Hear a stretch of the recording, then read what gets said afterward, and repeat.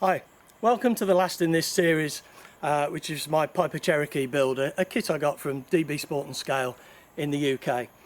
I've been flying this now for nearly 3 months and thought it would be quite good to do a little bit of a review and let you know what I thought about the kit, how it went together and how the plane flies, how it responds. So the kit itself, it was a nice kit, it was put together well, there was lots of nice balsa in there, the plywood was really nice.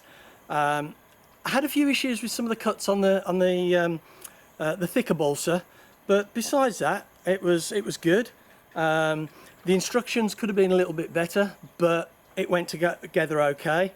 In fact, the design, I mean, it's a really nice design, and there weren't any issues with putting it together and components not matching up, so I was really pleased with that.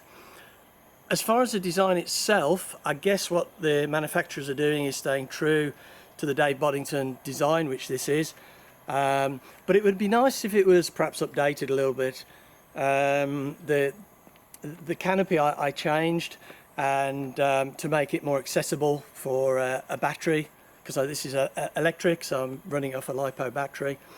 And also I've added a steering wheel on the front here. This original wheel didn't steer. I mean, they're easy modifications, so it wasn't really a problem. I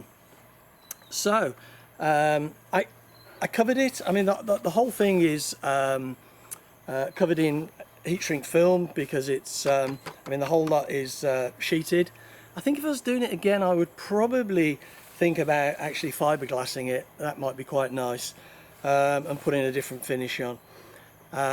The plans that come with the kit give you options for flaps. There's not a lot of detail, just showing where the flaps should go and the size. I think if I was doing this again, I would probably add the flaps, because I think that would aid with the landing, just giving a little bit more lift and slowing it down a little bit. But I'll talk about that in a minute. The actual motor setup, I used the recommended 4max setup for this, which is on the DB Sport Scale website. It's got bags of power, really good. The only thing I would say is the recommended prop for the 4-cell LiPo is a 12x6. I've actually downsized this and put on an 11x6. The 12x6 is just a little bit low to the ground and a little bit too big. And this 11x6 works fine. There's bags of power, there's nothing lost at all. What I might do is try and put on a 11x7 and just see how that goes, or even maybe use a 3-bladed prop. So that's great. It's got bags of power. As far as how it flies lovely. It's got loads of lift, it's responsive. As I said, you know, it's not short of power, and yet it will cruise around at quite a slow speed. In fact, it'll cruise around at that slow speed, and it doesn't want to fall a lot of the time. You know, when you're coming in for a landing approach, you really have to, it says in the instructions about keeping the landing approaches long and slow, I think it is, or low and slow, low and long. Anyway, you really do need to get used to the landing on this, because it's got so much lift, it just doesn't want to come down a lot of the time, and so you need to come in nice and low approach. If you slow it down too much, it just starts to wobble a little bit as it starts to lose lift.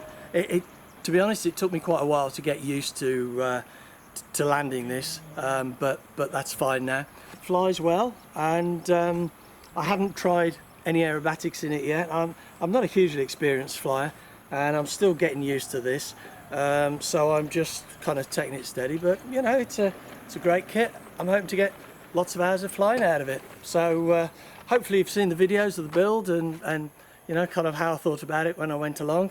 So I just thought I'd give a feedback now and let you know what the final verdict was.